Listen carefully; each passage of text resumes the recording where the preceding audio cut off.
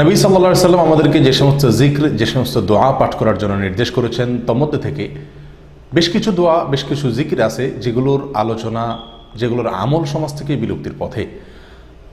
ঠিক সেরকম একটি জিকির হলো ইয়া জাল জালালি ওয়াল ইকরাম। সুনানে তিরমিজিতে বর্ণিত এক হাদিসে নবী সাল্লাল্লাহু আলাইহি সাল্লাম ইরশাদ করেছেন, আলিজু বিয়া জাল জালালি ওয়াল ইকরাম, অর্থাৎ তোমরা ইয়া জাল জালালি ওয়াল ইকরাম এই জিকিরটি, এই দোয়াটি বেশি থেকে বেশি নিয়মিত করো এবং এটাকে ধরে রাখো, আঁকড়ে ধরো। অথচ আঁকড়ে ধরা বা ধরে রাখা তো দূরের কথা, এটাকে অল্প সময় বা মাঝে মধ্যে করার আমলটাও সমাজ থেকে প্রায় বিদায়ের পথে।